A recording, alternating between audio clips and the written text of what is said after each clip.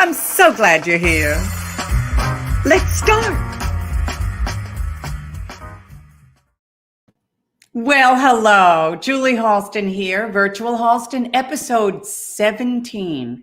And you know, this is a very tough day, especially for New Yorkers. It is 9/11, and we always want to remember those that lost their lives during that terrible attack. And I also think a lot of my late husband, Ralph Howard. Thank you, Ralph, for all the support that you showed to New Yorkers. He was on the air during that time, and a lot of you out there remember he really kept this city together. I think at one point he was on the air for like 36 hours straight, and it was a really tough time.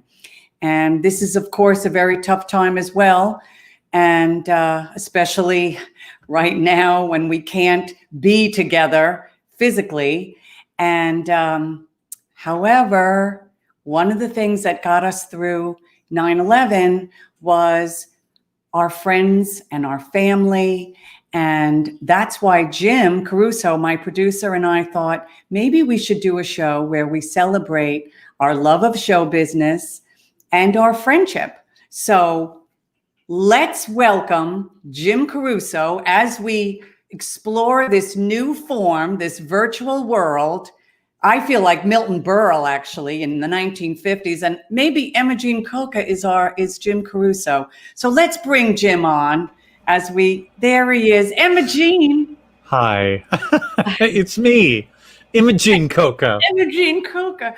I know it is similar. I mean, I do feel like, well, especially for us, because we're still learning. It's like the early days of television for us, isn't it? Yes.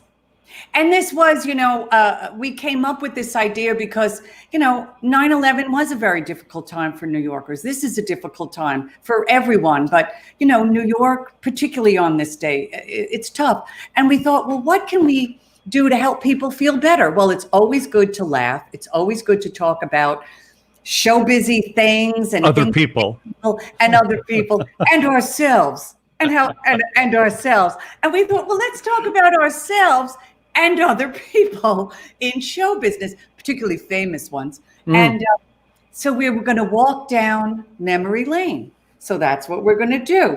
I'm so excited.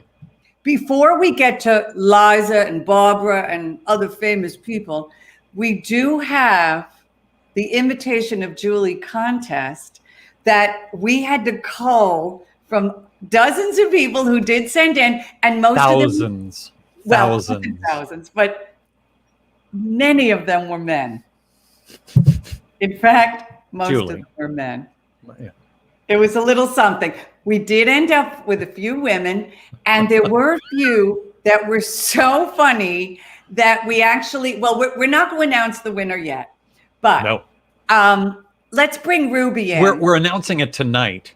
Don't get the wrong idea.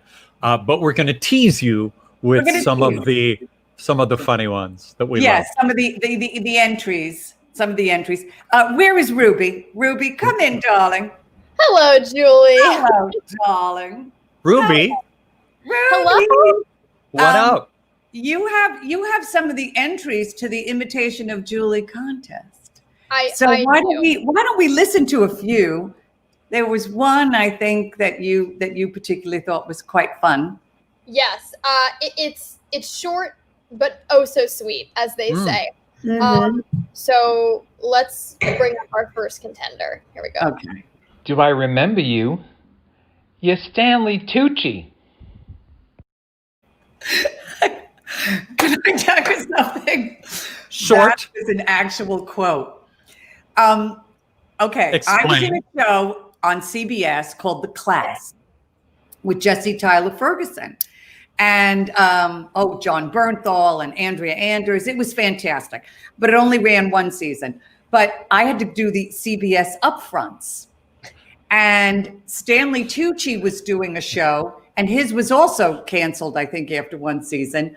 And he came up to me at the bar of the upfronts, and he said, "Do you remember me?" And I said, "Do I remember you? You're Stanley Tucci."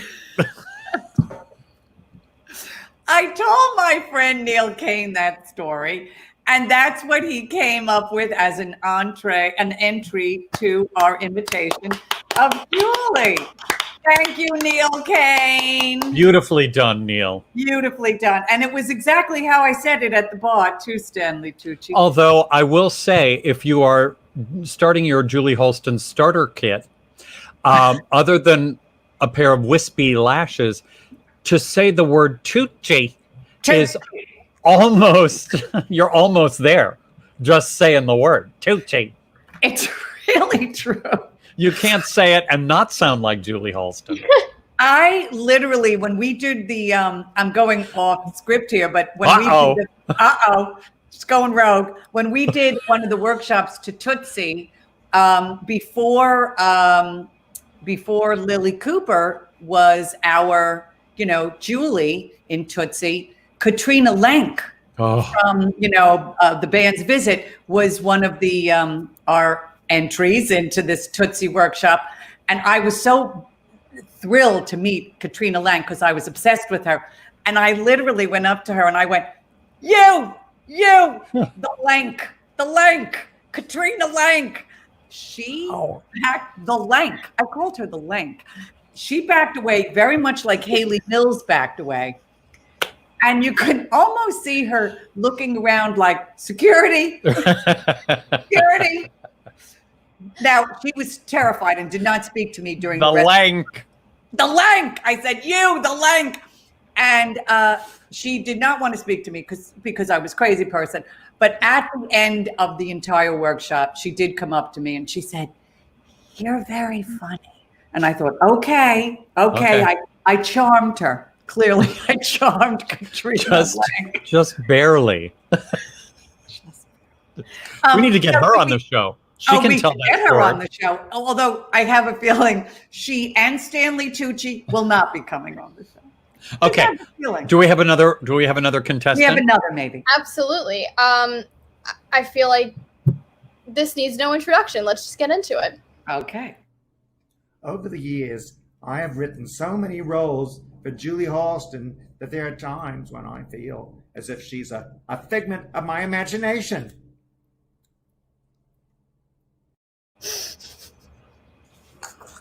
The great Charles Bush. Oh my gosh. And even though it's kind of terrifying to hear people do what I sound like, it's also so flattering. And the fact is he has written so many roles for me. And he was the one who really, and we've talked about this on the show, that he changed my life. He changed my life. So thank you, Charles. Thank you so much. You were lucky. You were so lucky. So many of our favorite people are kind of concocted by themselves, by hard work themselves, and by the people around them. Pick Liza Minnelli, par exemple.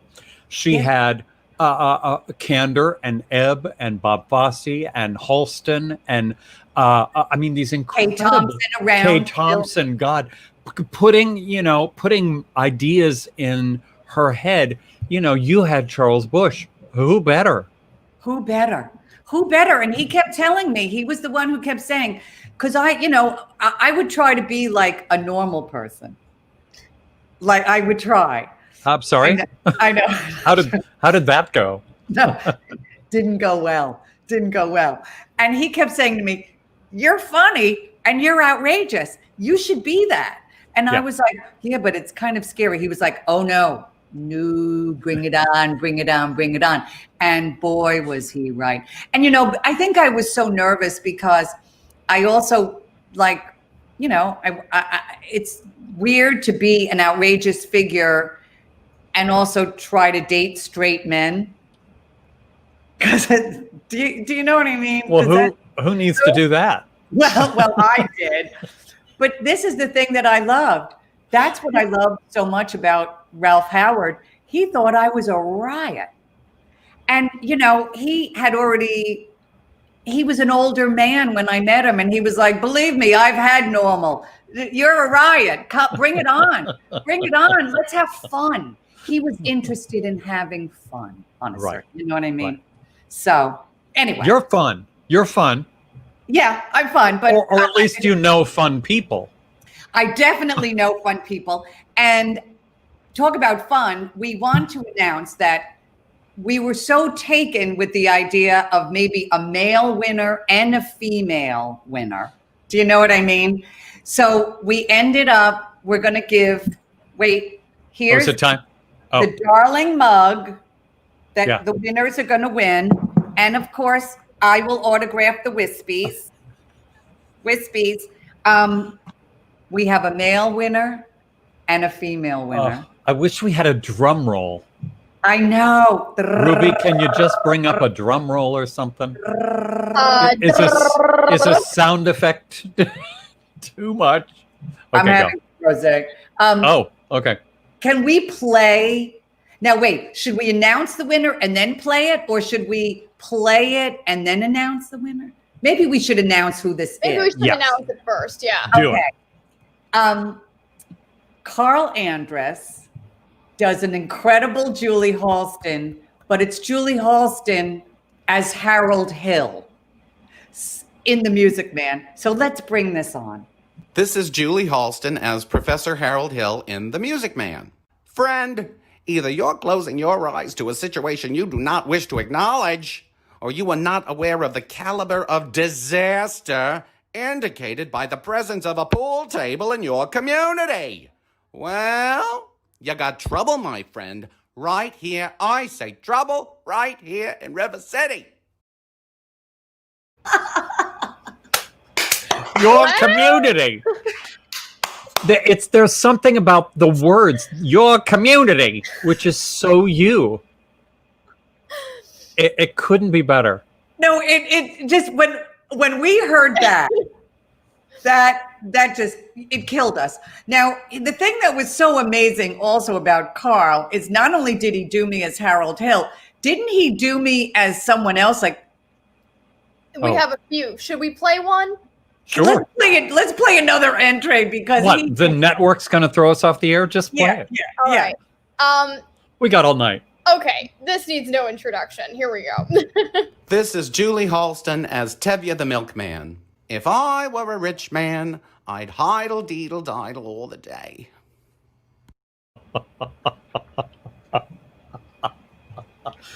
Hidle-deedle-diddle. All the way. We need that on a mug. No, we really do. I mean, Carl, it's simply genius. It's just genius. And by the way, Carl Andrus is a brilliant director and directs many, if not all, of Charles Busch's plays at this point. Yes. He's truly hilarious. Hilarious. And he also directs Broadway Belts, which is our big fundraiser for the Pulmonary Fibrosis Foundation. And oh my gosh, I'm telling you, that is just it's inspired. It really falling on the floor, Eva says. So funny. It's really true. And thank you, Eva. Eva's a big supporter. Thank you, Eva. So now shall we? So he wins the mug and some Wispies. Yes. As the male contestant. As the male contestant of Imitation of Julie. That's right. And we now have a female winner. Crazy. So let's bring this on. Ruby. Here we go. Darlings, I'm so glad you're here. Let's start. Because of the global pandemic. Because of the global pandemic. We have a fabulous time here, and I want to drop a name or two. Maybe one or... Love, darlings. See you soon. Ciao. Isn't that adorable? It's so adorable. She does all the voices. Here's what I like about her. Is she's not just doing Comac Julie. She's found all of your very refined voice. Right. Your quiet hostess voice. I like that she's really gone out on a limb and found the many voices of Julie. I also love that she put lashes on. She got the wine. She got the wrap that you sometimes wear. Yeah. That's right. No, she really did it all. Darlings, she got from the opening graphic. I mean, she really, it's again, so inspired. So Jane Hughes wins Again, the darling mug. We have to get these to them, Jim. And I'm not. You do. well, I know, but you're the one who got me this. I have to find out how you got this. And I'll do it. I do want to know: are people who watch the show, are they interested in having any kind of merch from our show? I don't know. If you're interested, we'll discuss. Well, let us know. Somebody just said. Oh wait, hang on. Somebody just said T-shirts. Oh, well, there you go. Darling, T-shirts. There you go. And Noelle, by the way, happens to be my stepdaughter. There you go. That's Ralph's oldest child. Hi, Noelle. She's been crisscrossing the country in a little camper. I don't know how she did it. I, of course, my idea of a camper is, again, a penthouse in London.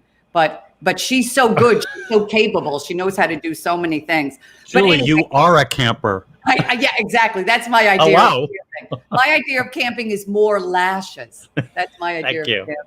Thank you. Anyway, it's good to see Noelle was listening. That's so great.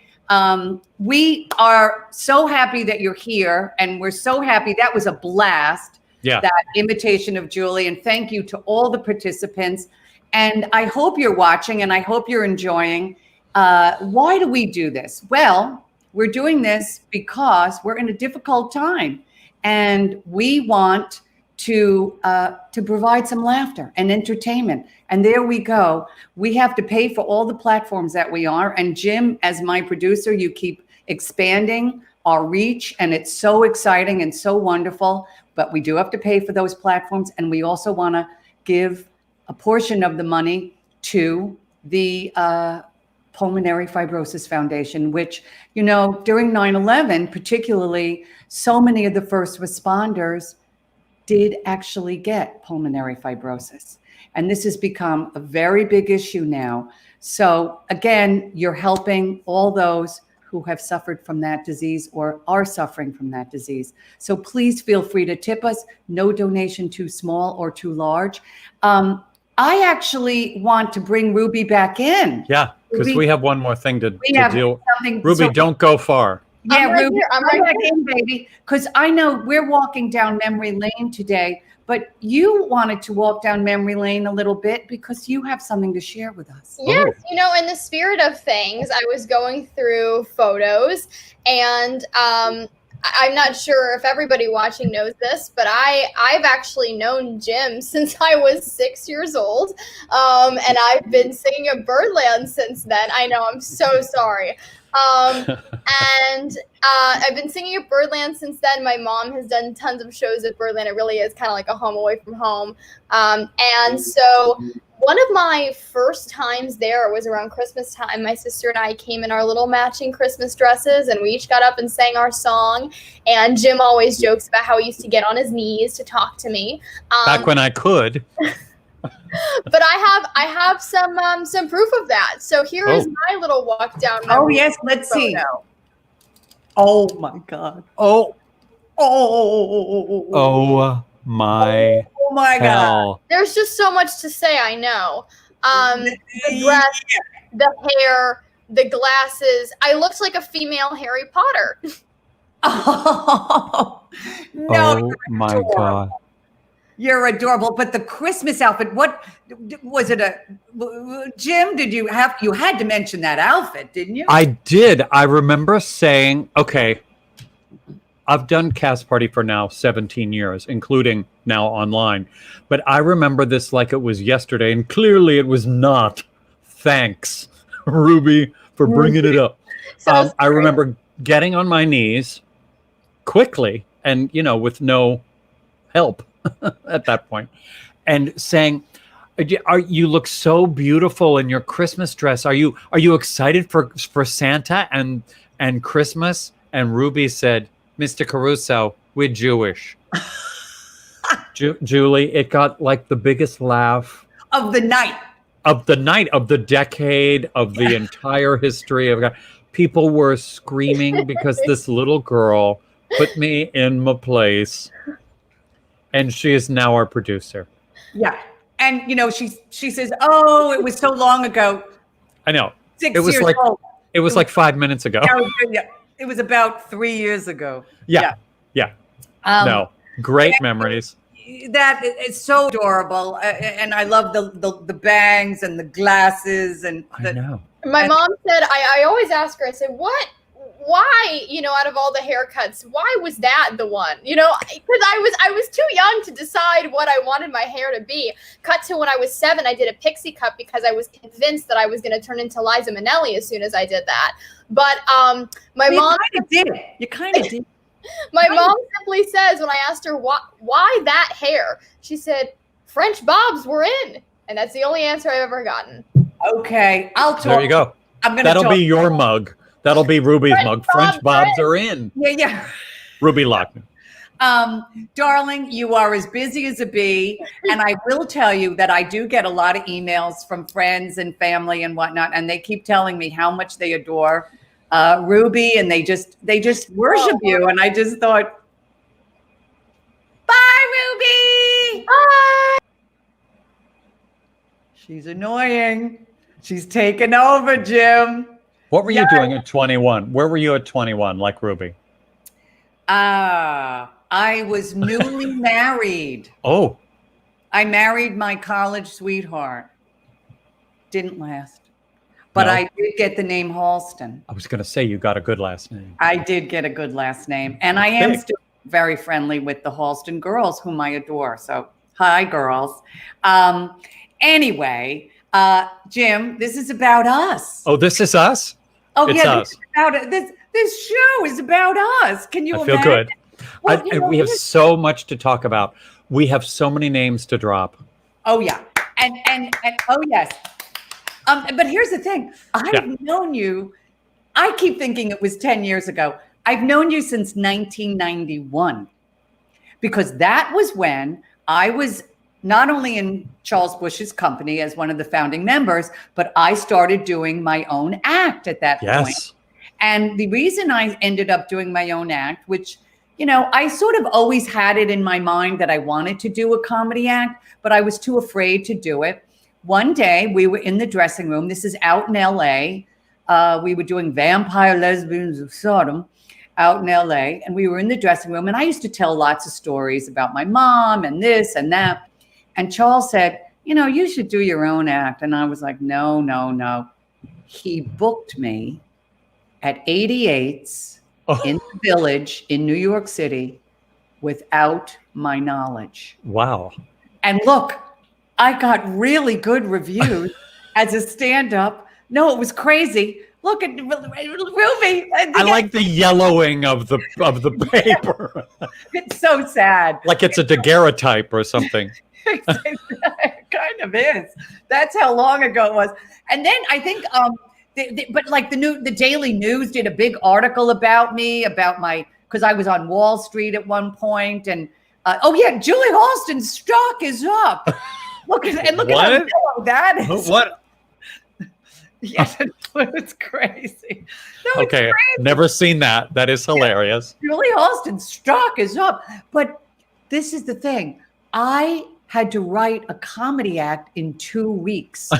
And I didn't know what the heck to do. And Charles said, oh, you'll know what to do. Don't worry about it. And I said, well, wait, I've never done this. He said, call your mother and write down everything she said. And that is exactly what I did. I called my mother and I said, Mom, have you seen any fun movies lately? What TV shows do you watch? Well, my mother, she was a matinee lady. She was like, oh my God, I went to see this and that. And she said, and I like this show. And, I still watch the reruns of Barney Miller. And anyway, I just wrote down everything she said. And I had an act and it became a hit. And then 88's. And what were you doing at 88's? Okay, I had just moved to New York in 1990. Okay. I had a group called Wise Guys, a vocal trio, and we were opening act for lots of people, Joan Rivers and Cheetah Rivera, and all over the place. Oh, wait, how did you get to be the opening act to Joan Rivers? That's a very good question. I I know. We had done a gay cruise, one of those RSVP cruises. Oh, of and course. Joan saw us on that and asked us to go to Minneapolis to open for her, because that was handy to Dallas where we were. Yeah. And we opened for her, and she came out of the dressing room in an Hermes tie. I'll never forget it. Wiping her hands, and I went to shake her hand. She said, "I just put Joy, the perfume Joy, all over my hands." And I grabbed her hand. I wanted that Joy on me so badly. Oh, yeah. So I smelled like Joan for the rest of the night, which was good. Yeah. And maybe the rest of the week. Yeah. And she was so lovely to us and so professional. She was not a huggy. She wasn't like a cozy person to work for, but she was so professional and so delightful to work with. We kept in touch all those years. Yep. I adored her, and she loved. I met Jim at 88's after one of his shows. He was so incredible. Noelle, yes. And I remember you said, who? I said, "This is my stepdaughter, Noelle," and you said, "She's lovely."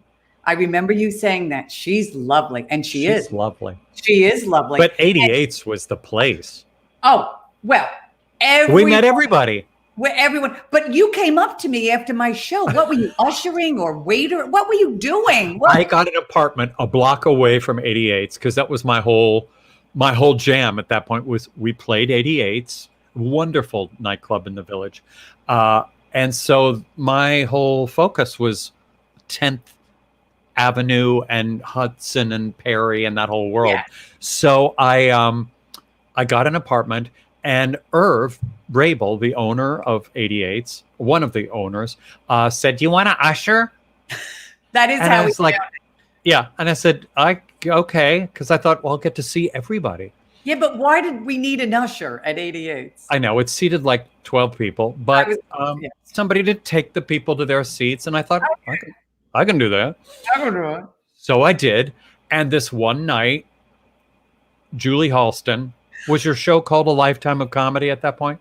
No, it was called I'll Be the Judge of That. Got it.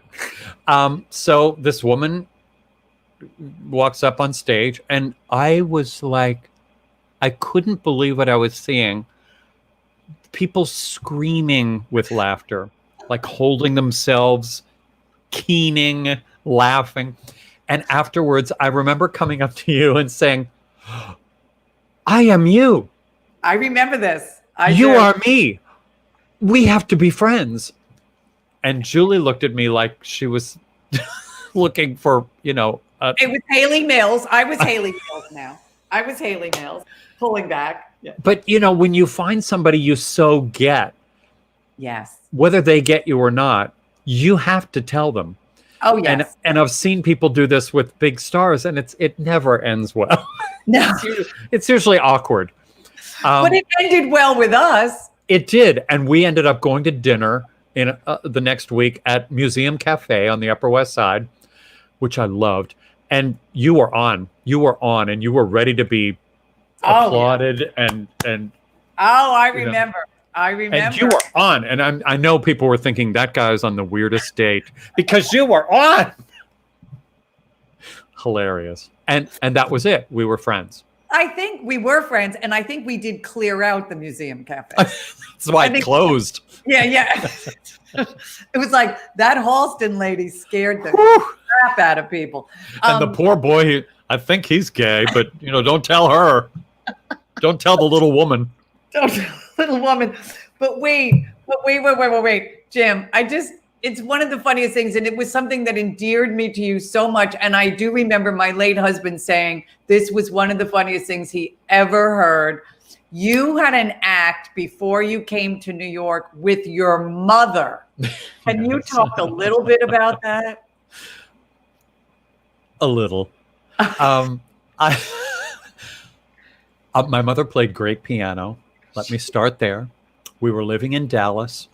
I was starting to see nightclub cabaret acts, which I didn't know much about in the 80s. There weren't many. But there was a bit of a business there. And in Dallas, there were a few nice rooms that people from San Francisco would come and play. Like Ruth Hastings and Samantha Samuels and my friends Bubba and Bear and Montgomery, Plant, and Stritch. And so I thought, I think I can do that. And so I put an act together with my mother. Wow. I know. It was a Wow. concept. The act was called Son of a Bitch. That was what Ralph went crazy for. Yeah. Ralph And we played a fish restaurant on Mockingbird Lane for about 6 months, happy hour. And it was not happy because my mother could only play ballads. She wasn't big on the up tempos. So we sang a lot of ballads, and I sang Edith Piaf songs in a fish restaurant with my mother. Anybody?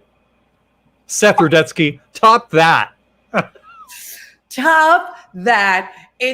I'm telling you, I'll never forget it. When Ralph heard that, he literally, I mean, he kept bringing it up to me. He kept saying, that's one of the funniest things I've ever heard in my life. And it is. And I just have to say, I think I felt so crazy for you when you told me that. And then, of course, we would actually go see you guys in Wise Guys. And Wise Guys was fantastic. And he was the one, Ralph was the one who told me about Montgomery, Plant, and Stritch. And he kept telling me about this great piano player named Billy Stritch. And I was like, yeah. What? And he was the one who said, this guy is the real deal. And we became friends. Well, you already knew him. Well, Billy and I became friends during Wise Guys. Ruby, pull up that picture of Wise Guys with, check this out. Okay. Check this shot, Ruby. Do we have it? There. Oh. What? That's Betty Comden and Cy Coleman. Oh my goodness. That's all of us in London. What the hell? Whose life was I living? Oh my God. I mean, honestly, it was an MGM musical. It really was. But Billy helped us a lot. Billy had this incredible jazz vocal trio, and we would kind of rip off his, kind of not the arrangements, but what they did was funny and smart and jazzy and swingy. And we kind of were trying to do that same thing. But Billy was very helpful in kind of showing us the way to go and introducing me at the Algonquin Hotel.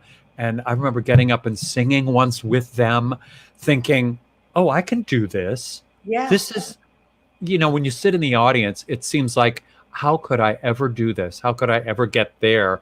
And then all of a sudden, I did it one night, and you go, oh, well, that's a normal thing. I can do that. Yeah. And that's because of the support that group gave me and our trio. We started to have some success. Oh, it was fantastic. And, we really did have a really big cabaret scene in the 90s. And it was, as you say, it wasn't for losers. I used to say, I hear the word cabaret and I start praying for an electrical fire. But at that time, I'm telling you, it was a thriving scene and so many fantastic, talented, and people who became stars were part of it. And us. And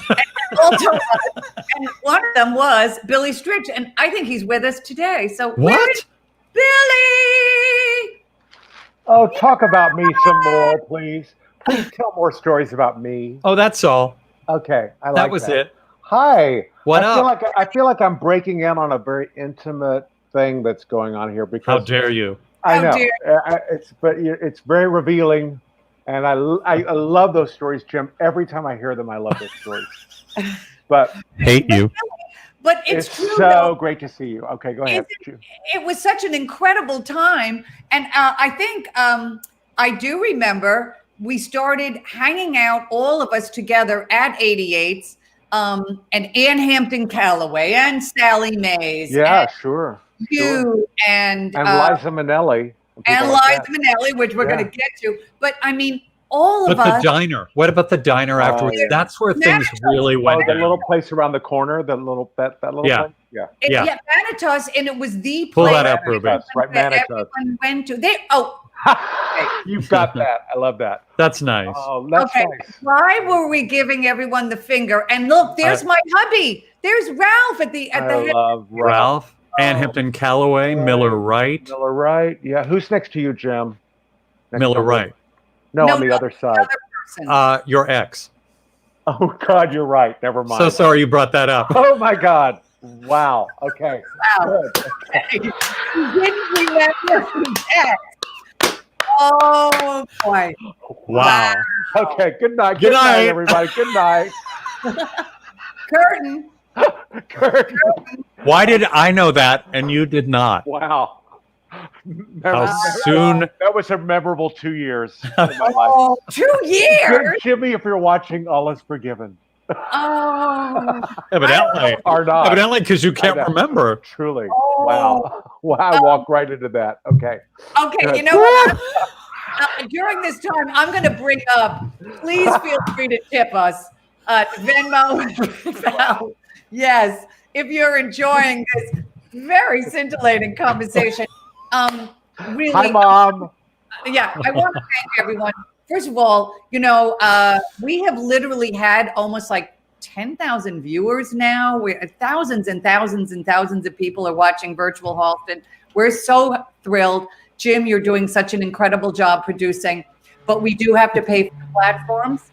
Yes. And we also give a portion to the Pulmonary Fibrosis Foundation. And particularly on today, which is 9/11, so many first responders actually developed pulmonary fibrosis.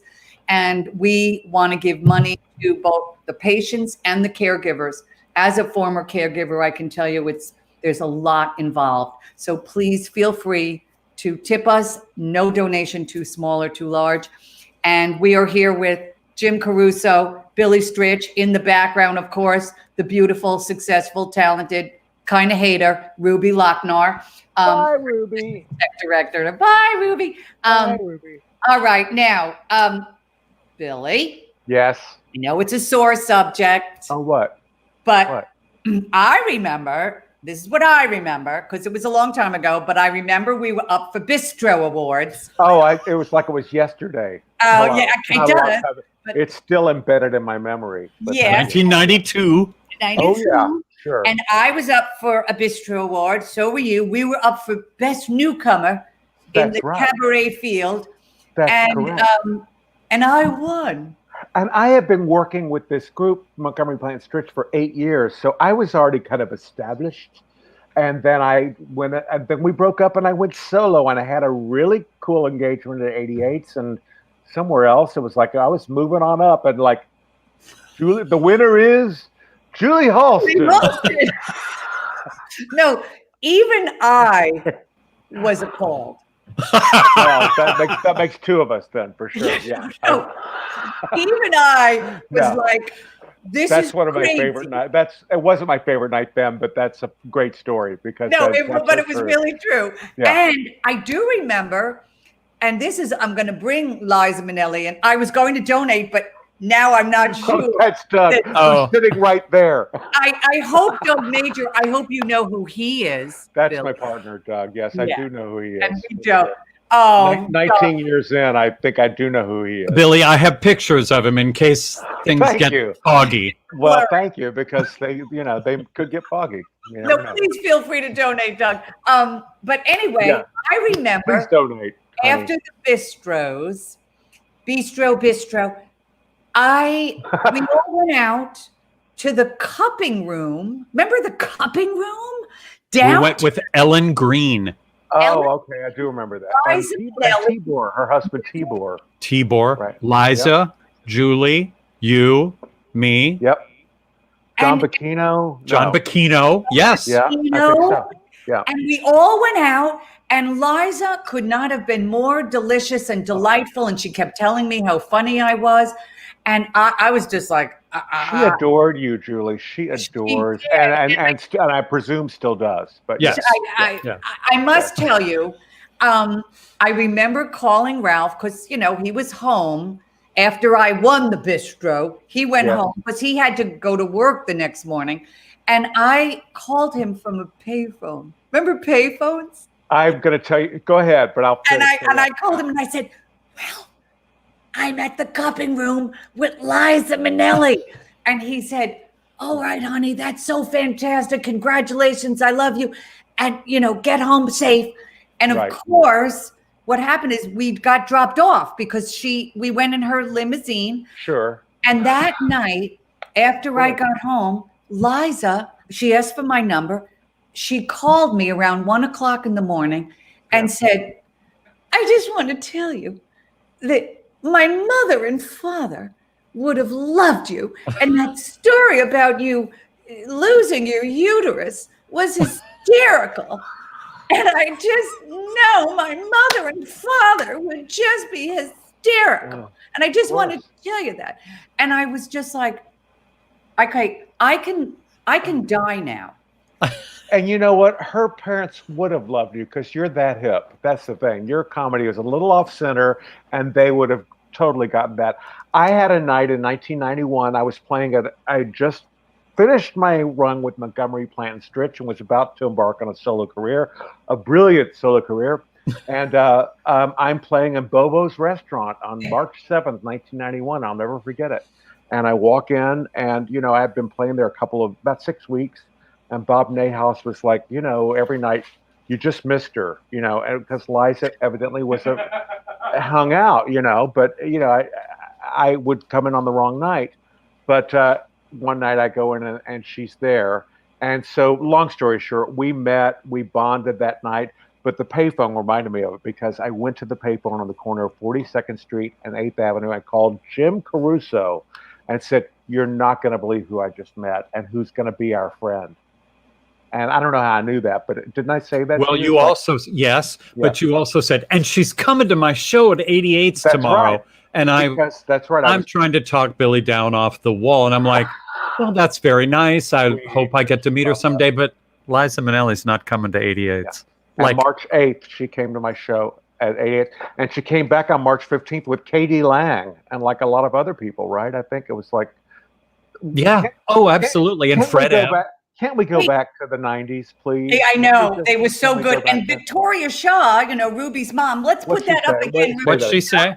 Not know you guys back. I don't know because Victoria, you knew Bob Nayhouse and so did I. And you worked for him. And she was playing at Rounds. Yeah, I don't know how. Well, I never went to Rounds, but Well, I did. Of course you did. I made a lot of money there. You made the rounds at Rounds. Yeah. The thing that was so great, though, about Liza, besides the fact that she was Liza, was that she was very supportive of all her friends. And always. I remember, Jim, do you remember in Theater Magazine, there was a special issue. Oh, I remember. You edited that issue, didn't you? Were you editing it or something? Yes. Well, I mean, I can say it now. They called Liza and said, we want you to be guest editor of this magazine.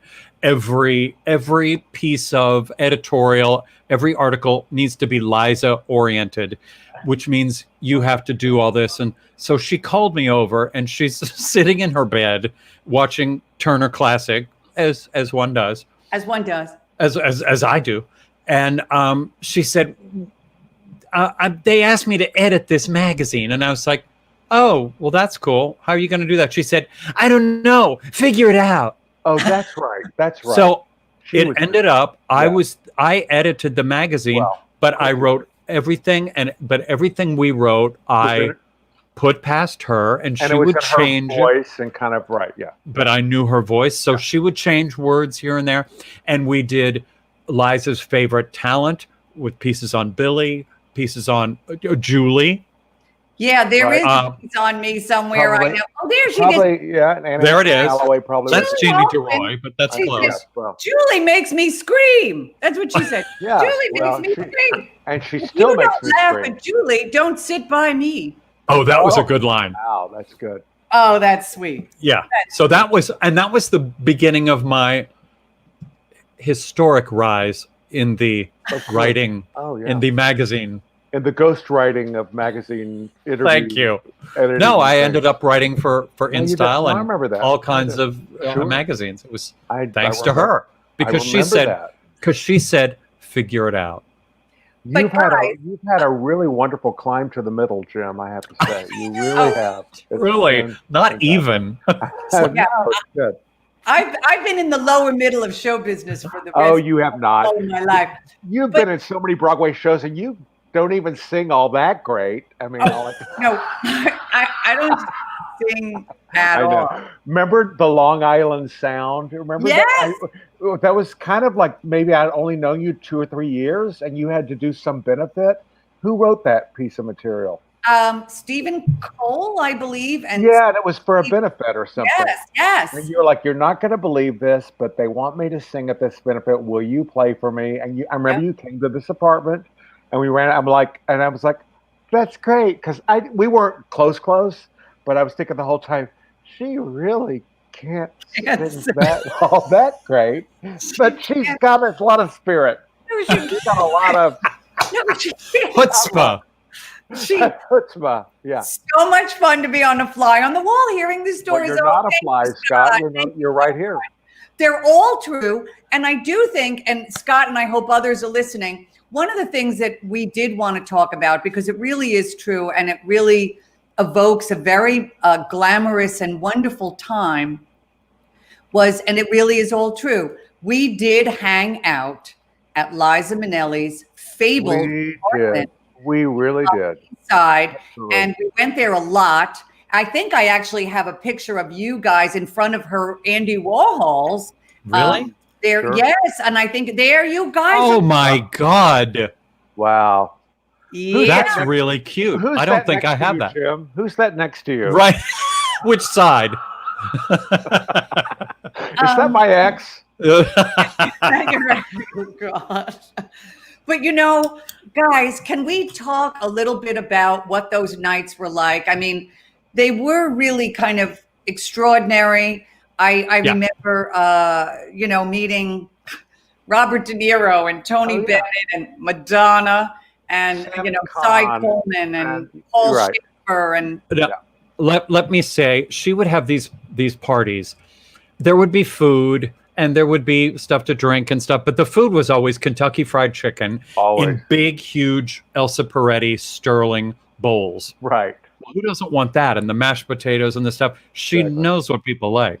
Yeah. And there would be, it was such a great combination of people because it would be like superstars and then us and fashion people, Donna Karan and Esther Williams and Ann Miller and Comden and Green and O.J. Simpson. Yeah. Truly. Yep. Shook his hand. That's right. Me too. And his wife, Nicole. I have a Christmas card from O.J. Simpson. Oh, no, it's so terrifying. It's so terrifying. I can't remember. I remember shaking his hand saying, "What a pleasure to meet you." Murderer! I mean. Yeah. But he wasn't. Because she was there. Comes Ruby. Here comes Julie. Ruby. I'll pop in for a second because I know she might comment it. My mom knew OJ. Oh, that's right. Of course. Because she knew one of his girlfriends, and he got my mom, a wedding present, and it's a glass orange juice pitcher with OJ inscribed on it. Wow. That's liking yourself a lot, I have to say. I mean, that's really, I mean, what if I gave you a picture that said Jim? What if you gave us a picture of Jesus Christ that said JC on it? Oh, that's cute. That'd be cute. That'd be good. Like, that's a cute look. So that's all I got. Okay, no, but that's great. Bye, Ruby. Bye. Oh my God. But these parties were great. But the cool thing was, I mean, anybody can eat and drink. But at some point in the night, Liza would say, "Everybody to the music room," and we'd all to the piano, and we'd all truck into this jewel box of a room. I wish I would have known. I have great pictures of that. But yeah, you do too. Yeah, but it was mirrored on the ceiling and on the walls, all mirrored, and then the one wall was all of Manhattan. 2 walls was like this great view of Manhattan. It was on East 69th Street, and it was just great. The sexiest nighttime room you can imagine. Grand piano and low slung gray flannel couches. And like we drag more chairs in, and there'd be like Annie Ross and Lenny Andrade and Cy Coleman and Tony Bennett and Janet Jackson and Don Shirley and Don Shirley, Dr. Donald Shirley, absolutely. Green Book, everybody watch that. Yeah, and us, and You know, and the neighbors. But there was never like any distinction, like it's only going to be stars. It was like, all the tonics, Jean Reed and Cortez and everybody. I mean, she loved talent so much, and she gave these parties for all of us coming up. That's and right. invited all of her great friends to hear us, basically. But then there was such a camaraderie that everybody got up and sang, and it was like a very unifying, equal thing. That's what I thought was so amazing, is that she would have Don Shirley and Annie Ross, and then she would literally say things like, "This is the funniest girl in New York," and she'd make me do a reading of like a wedding announcement, and then literally people would be laughing, and Brooke Shields would come up to me and say like, "That was the funniest thing I'd ever heard." That's right. That's right. It just was, I couldn't believe it. And then there was a picture, and I wish I could find it. There's a picture somewhere, taken in Liza's apartment, of my husband, my late husband, Robert Altman, the filmmaker, his wife Catherine, Sonia Braga, and Ralph. Wow. And I was taking the picture, and I just thought, and I remember when Ralph saw it, he was like, "What is wrong with this picture? And what am I doing?" Do you remember when Madonna showed up for a Christmas party with Greg Gorman, and she sat in like one of those white low slung sofas in the living room, and when she got up, Jean Reed, I believe there might be proof of this, Ruby. Yeah, well. Oh, there you go. There you go. Look at that picture of you with Liza. There you go. Shooting her. Thank you. Isn't that nice? I mean, all right. So we have to dish a little dirt. You said she was very friendly. I found Madonna very chilly, and I thought she did smell. I'm sorry, but I thought she smelled. The thing about that Madonna party, I remember it was a big party. Was it Christmas? Jim? Christmas, yeah. Okay. So Liza had invited like 150 people. It was a big deal. And I was hanging out a lot. Let's just say I was hanging out a lot then. So, the ding dong, it's 7:30, the party's going to start, and Liza's still getting ready. So I open the door, and it's Madonna. And with Greg Gorman. And the first to arrive. So that was one thing.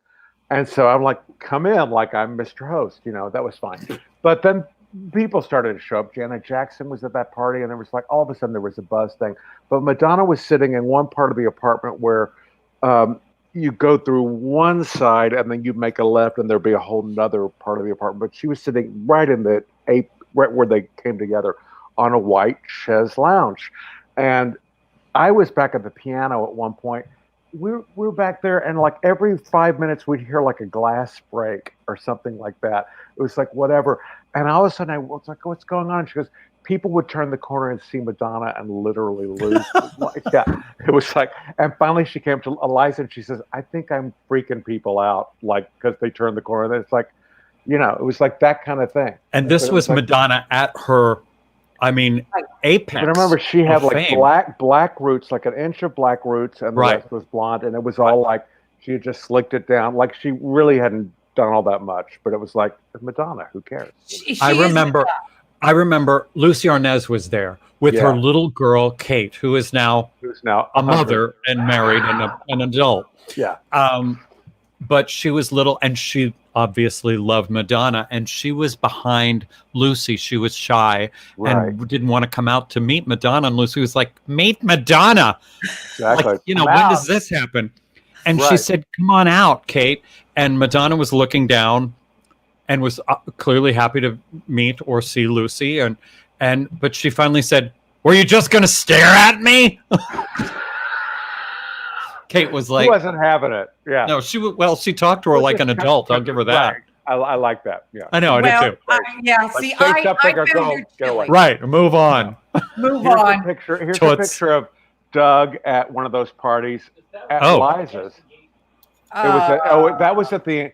Doug just said that was at the engagement party that Liza with. You mean Nosferatu? That's exactly right. But he's in front of the Warhol. Yeah, the Warhol studio, and there he is. So. Oh my God. That's that's the night Cheetah walked up Cheetah Rivera. Really? This is so disgusting and name dropping. Cheetah Schwartz? Yes. Yeah, okay. Cheetah wait, Pink. we have to clap. We have to clap for this whole thing because we've been dropping so many. Yeah, Cheetah Pincus walked up to David Guest, who was wearing his sunglasses at night. Yeah, right. Oh, okay. Eric Gross. Bergen's calling me. Gross. Go away. So gross. And she took his sunglasses off and she said, "Not at night, David. Not at night." Oh, I never knew that. I love that. I have a cat problem. My cat is now chewing on my flower. Oh. Well, make her stop. Yeah. But no, I'm sorry, but I know you liked Madonna, and I love her as a pop star, but she smells. Okay, No. but anyway, Meet Madonna would have been a great MGM musical. Charles Sperling, thank you. There you go. Guys, if we're going to drop names, we have to drop one of the biggest names because we have to talk about the night that we did go with Liza Minnelli To the Bob Madison Square Garden, right? Madison Square Garden. 1994. Look, there they are. Oh my God. Now, can we just say, leave that on for a minute, Ruby. Liza looks so pretty and natural. And look how tense Bob is. So tense. But here's what I want to say. Look behind Barbara. It's me, I think. It's you. I think it's me. We were backstage after the show. I've never been more. I was a mess. My head was exploding. Billy, you were there. I was there. Absolutely. Yeah. Liza had bought Can tickets. I tell everyone who was there? Go ahead. Yeah. It was Billy, Jim, Liza. We were all meeting Barbara, her divinity, and it was Fran Drescher, Peter Jennings, and Madeleine Albright. Wow, that's random. That's a random group. That was random. And I remember, and believe me, I have great respect for Barbara. She sings like no one else in the world. She was so chilly to women, except for Madeleine Albright. She's definitely the kind of woman who likes men. You know those kind of women. They're not a woman's woman. They're a man's woman. I totally get it. Beeline for mine. Like Joan Crawford. What? Like Joan Crawford. Joan Crawford. She made a beeline for Ralph so fast. And that was the night Richard Simmons came on to my husband. I was like, this is the gayest night of my life. First of all, Julie, you were in the front row of the Barbra Streisand concert with Liza Minnelli. True. You might as well. You are a gay man. I'm a gay man. I might as well just say it and just dance at Blazing Saddles, whatever that's called. Right. Exactly. Whatever. What's the name of that gay bar? Blazing Saddles. Yes. That is the name of the bar. Yeah. Oh, okay. Never been, but never been. Yeah, Rise and Blazing Saddles. I just damn that person. But she made a beeline for Ralph so fast, and I almost elbowed Barbara at bitch, get out of that's my husband. She gave me the cold shoulder. She didn't want anything to do with me. And the dogs are already barking. Someone's at the door, so Doug's going to do that. Sorry. Barbara's at the door. Barbara's here to cut Stop talking about me. We met Liza Minnelli at Madison Square Garden at the will call. That's right. At the will call. That's really, like normal people with meet me at the will call. I love that. But as we walked in and went to the front row, the entire Madison Square started cheering. Oh, I remember that. I remember Liza. Can I just tell you one little thing? Yes. Liza, when it was Barbara, 1993, and Barbara was finally going to sing in concert again, and it was 7 shows at Madison Square Garden, and I remember we were very close, and I remember her saying, I have to see this, because when the whole reason that Barbra Streisand was on the Judy Garland show was because Liza was such a huge fan of hers. Liza had heard her and said, Mama, and Barbara's like 5 years older, and you got to hear this girl. She's so fantastic. And Liza was looking at her. She was someone just a little bit older than her. It was like, she's doing what I want to do. And she made a couple of albums. And so she played it. I think she played an album for Judy, and she goes, the girl's great. And and she got her agents involved, David Beagleman, and all those people. I think when they were doing the show, and I remember the story. Judy Garland went to the Beagleman and said, you should sign Barbara Streisand, and they ended up signing Robert Goulet because they didn't think Barbara Streisand was going to go anywhere. So that's the part I remember.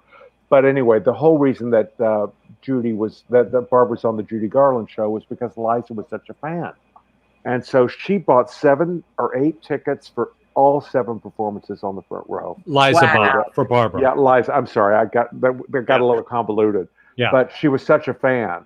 And she was there every single night, took different people. I went twice. You probably went twice. Maybe I did. Times. The one night we went to dinner afterwards. Oh, wait. Can I tell the story? Yes, of course. Please. Why wouldn't I? The network is telling us to go away. And by the way, Carl Andrus is ecstatic that he just won. Oh, He's good. now. Congratulations, it's a coffee Carl. mug, Carl. Get over it. It's fine. Yeah. And something for your pants. By the way, can I just say people are sending us money. They're sending us money, yes. and I am so grateful. Thank you, everyone. I see my Venmo kind of blowing up. Right. And please, thank you. Please know that it means so much to me, particularly today of all days on 9/11, when so many first responders did get the disease that Ralph got. And it's such a terrible one. And we do want to give a nice big check to the Pulmonary Fibrosis Foundation. For sure. No donation too small or too large.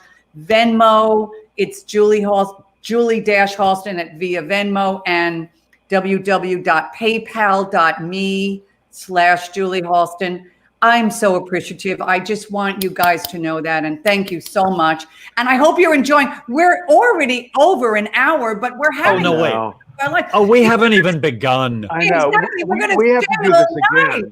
This is going to be a very special virtual Halston. Okay, well, Okay. So one of those nights that I'm sitting with Liza, it was a different night than the one that we all did together. Yeah. Liza and I, we were with other people.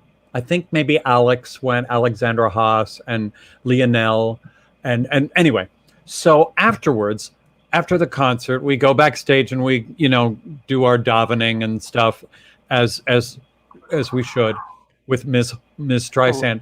And then Liza says to me, we need to get rid of everybody. And I was like, what's happening? She was like, we've been invited to dinner. I was like, by who?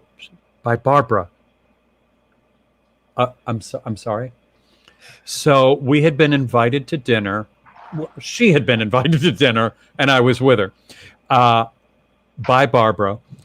So all of a sudden, I'm in Liza's car. We're going to dinner on the Upper East Side, this beautiful Italian restaurant that was closed by this point. And we go up steps to the private dining room, and we sit down. And the dinner table is me, Liza Minnelli, Barbara Streisand, David Dinkins. Wow. I don't think I knew that. She loves a man. I know you. Yeah. Me. Right. Yeah. David Dinkins? Wow. I don't think I knew that. The mayor. Yeah, of course. Donna Karen. Yes. Me. Well, that I know. So, yeah. So I spend this night with those people. Yeah. I know. Talk about heady. I'm the only one I'd never heard of. It was so beyond that. Well, I venture to say you held your own in that conversation. I would like to say I did, but nobody asked me anything. Nobody, with Barbara, all of a sudden people like Donna and Liza with these huge personalities, everybody takes a backseat. It's like what Barbara thinks of everything and what Barbara thoughts are. And, I'm not saying it was dull because it was anything but dull. But if Liza, afterwards, we got in the car and she said, well, what'd you think? And I said, if it wouldn't have been who it was, I would have thought, boy, you have some self-absorbed friends. Because it was all about, what'd you think of the concert? I know, right? What did you think of the band? Did you like this arrangement? And what did you think of this? That bitch you know, I don't tried to steal understand. my husband. That bitch tried to steal my husband. Really? So I am not a Barbara person. You bitch, get out of my way. You're trying to put your moves on my husband. I get it how people are self-absorbed. I do too. I just kind of hate that, but in the spirit of that, it's like I have a new CD out, and I just wanted to like. Okay, you're kidding. No. Okay, I think it's time for Billy to go. No, that's okay. I know. Probably it's time for me to go. I've been grabbing onto this because this is coming out next week. Oh, so that's really it. That's really it. Oh, it looks good. It does look good. And look, I haven't heard it yet. On the back. No, you haven't heard it. It's out. Oh, that's you on the back. That's me on the back, guys. Come on. Okay, that's a riot. Well, thank you. And that's wonderful. And you know how much I love Nicholas. Now that's a segue. Now, you know what? You're absolutely right. That's from Barbara Streisand. Yay, a new album. I say, yeah. Don't ditch me. I just wanted to get that in there. That's okay. Oh, no, you can ditch me now, if you want. Guys, at a certain point, let's just go back for a minute because we were hanging out with Barbara, hanging out with Liza. However, at a certain point, the cabaret scene that we were all a part of did sort of take a different turn, and 88's ultimately did close. I ended up doing a lot of Broadway. What? Yeah, Broadway, do you believe? Shocker. It was crazy. And Jim, you and Billy, at one point, you kind of went to LA and doing. Yeah, Jim went to LA. Yeah, I went to LA for a minute. I quit show business. And Julie, show business was furious. Show business couldn't have cared. So I moved to LA to work on a TV show in production, a talk show called Jim J. and Tammy Faye, starring Jim J. Bullock and Tammy Faye Baker. Oh. There it is. I love them so much. There it is. And Billy, when he was doing this, what were you doing at this point? Well, that was what year was that, Jim? 93, 4? Yeah. Something like that? Yeah. I mean, I was working on my own, but I was working with Liza a lot too at that point. I mean, I was opening for her, and then, I don't know. Working with others as well, maybe? Working with others as well, for sure. Yeah, absolutely. Yeah. But trying to cover all the bases. That's before Billy and I had a show together. Yeah. Right. What year did we do that album at Archie's place? 2000. Oh, really? That late? I thought it was before that. Okay. But guys, you guys both ended up doing a Broadway show yourselves, correct? We did. Well, yeah, absolutely. I mean, Jim was very involved with the Manelli on Manelli show, which was in 1999. And I remember it very well because it was December of the last year of the millennium, the last month of the millennium. You know, it's like we crossed into 2000 with that show. And Jim was always there and working with Liza and assisting and like doing all sorts of stuff. And then 9 years later, we did the show at the Palace. Liza's at the Palace. Yeah. That was an amazing show. Look, I'm on the left. Look, that's you on the left. Now, who's that next to you? I'm kidding. It's so good. I know who that is. Who's in the red? Right. Who's that gal in the red? Is that my ex? Is that my ex there? Billy, we first of all, yay! You've got the album. It's coming out when? I'm going to start selling it on my show next Thursday night. My online Billy's Place Facebook Live. But it's coming out digitally on all the platforms on October 23rd. Okay. So, and it's just me and a piano. But I have to say, guys, I love it. It's really good. You know, it's good songs. I've listened to it like 16 times, and it's like I still like the way it sounds. So. Okay, good. Well, it's my first album in 13 years. I haven't done it in that long. So yeah. You've been very busy. And we love your show, and we're so happy you've been on Virtual Halston. This was fantastic. Oh, are you ditching me? I think I am now. Yeah. Oh, wow. We're going into another thing. I lasted 45 minutes, so I'm good. See? Thank you. All right, good. That's right, great. but Bye, Julie. Bye, Ruby. Bye, Jim. Goodbye. Goodbye. Everybody say goodbye, Billy. Goodbye. Billy. I love you guys. Bye. I love you. Oh my God. Who was that? Who was that? He crashed our show. Not a clue. People are, I think, really enjoying. I'm so happy. I love seeing the comments. Jim, Julie, you have been doing Cast Party for many years. I mean, can you believe? No, I can't. I can't either. I wouldn't even want to go to an open mic night. The concept of open mic is so cheesy, unappealing. No, it's an unappealing sounding thing to me. However, to do it with the most brilliant musicians like Billy Stritch, not Billy, but like Billy Stritch. No, Billy's been our musical director for many, many years. Steve Doyle on bass, Daniel Glass on drums, a room like Birdland, a staff, lights and sound, the most beautiful piano, great food, great drinks. I mean, how could we go wrong? But how did it come about? I mean, you just talked about how it's an unappealing concept. Why did you decide, like, oh yeah, maybe I will give this? And I didn't decide. I threw a party once, and because of those parties that Liza gave, yes. Where everybody just ends up having a great time around the piano and singing, and I've always, my great joy in life is to know and hang with and associate with talented, funny, beautiful, smart people. That's what I've wanted my whole life. I should have been more specific in my hopes and dreams. Like, I wish I would have been one of those people, but I just wanted to be with them. It made me feel like I was part of the scene that I wanted to be, that I love so much. So I threw a party. Yeah. Everybody came, sang till the wee hours, and it just kind of caught on. And we did it every Monday at this crazy place called the King Kong Room. And it caught on. And that was the evolution. The King Kong Room did close, and then it moved to Birdland. And now let me ask you this, because you're such an incredible host.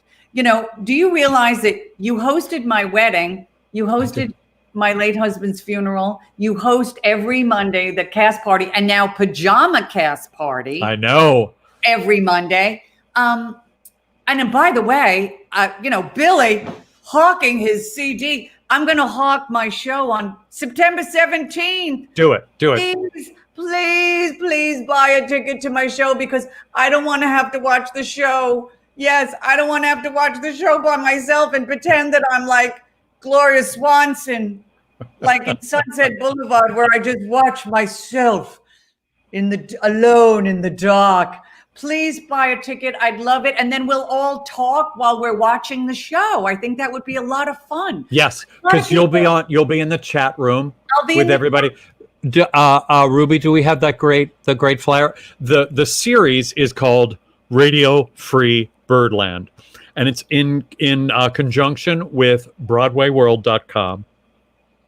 We're doing a series of fantastic Broadway cabaret jazz artists from everywhere singing on the Birdland Theater stage live with no audience. So that's fun for comedy, isn't it, Julie? It was a little scary. Oh, there we are. Oh, I really have to say, I'm very proud of this show. And it's a combination of older material, new material. And of course, some of the material is brand new, because I actually had to make up some improvisational material literally as I was doing it. I'm really proud of it. And I love that I'm wearing a vintage Yves Saint Laurent magenta dress. It looks good on camera. Please join me, everyone. It's $20. It's something I think we can all afford. So, but anyway, the thing that I love, and you just mentioned it, Jim, you wanted to be part of this kind of group, talented, smart. I was very similar. I was a very strange child in Comac, Long Island, and I loved talented people. They were so alluring, and it represented a world that I wanted to be a part of. And it wasn't even about me. It was just, they seemed to make the world better. They seemed to make the world more interesting. They seemed to make the world somehow lighter. And that's what I was hoping to be a part of. And, you know, I've been lucky. You've been lucky too. I've been able to work in all different mediums. And one of the people that we just had on recently, Linda Lavin, the great Linda Lavin, a woman who just keeps going in different mediums. And we ended up working with Linda, who was one of our idols. And, you know, we've worked together in cabaret. We've worked together. We did a big benefit for when she was in North Carolina. Remember, we schlepped down to Wilmington, North Carolina, did a show with Alexandra Haas, Billy, Bruce Valanche was in that show. Yes, yes. There's a great picture of that. Ruby, do we have that anywhere? I think she'll bring it up, but it was just so much fun. And I know Ralph came down, and I believe it was in the aughts, like 2008 maybe. But that's what I loved about Linda too, besides everything. But well, there we are. So cute. Look at us. What the hell was my hair? No, we've never looked better. Oh, wow. It's just fantastic. We all look, well, we look very 12. Yeah, we do. Well, Bill Westmoreland was there to do everybody's hair and makeup too. That's right. No, it's true. And we had so much fun. But Linda is one of those people. She's one of the great artists who keeps going. She doesn't rest on laurels. And she loves working with Billy. She loves working with you. I've worked with her. She's just fantastic. And, you know, one of the things I love about being friends with you, Jim, besides so many things, is you have always been there for your friends. We support each other in all the different endeavors that we do. And I just remember you coming backstage very recently when I just did Tootsie. And we have this wonderful, there we are. Oh, look at that. Look at come that. on. I mean, come on. And there we are. And you know what, Jim, that's decades of friendship. I know. Decades of friendship. And all, and what I'm going to take from this is, besides our friendship, is that I'm sorry, Madonna smelled and Barbara tried to steal my husband. That's what I'm going to take away from this. And that Liza was the sweetest woman in the world.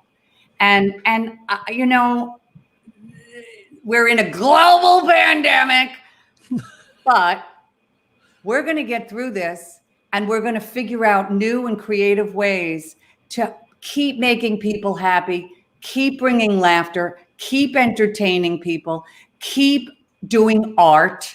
But you know, I mean, you saw what they said today, what Dr. Fauci said today. That was chilling about, Broadway can't come back until a year after the vaccine comes out. So we have to pivot. Everybody out there has to figure out how to bring this joy into their life, whatever it means, as hard as it is.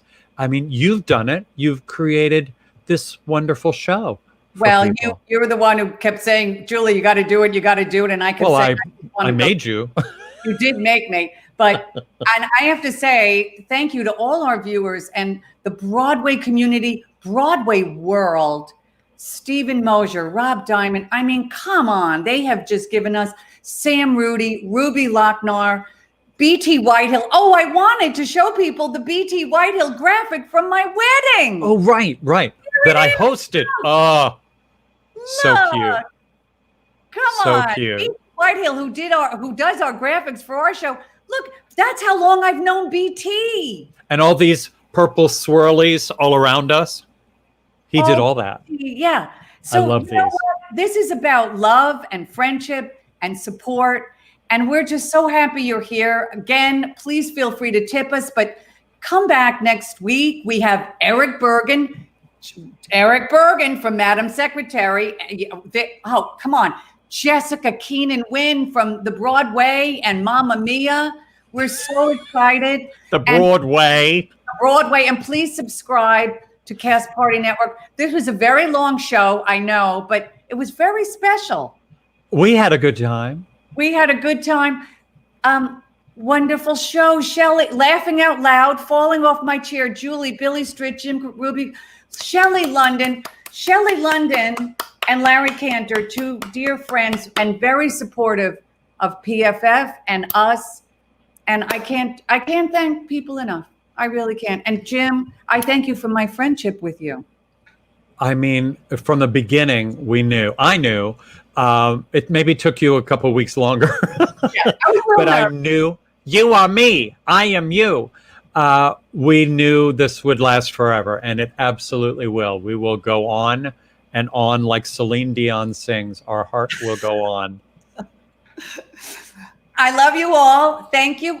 And join us next week for episode 18. 18, who knew? Bye, Ruby. What more is there to say?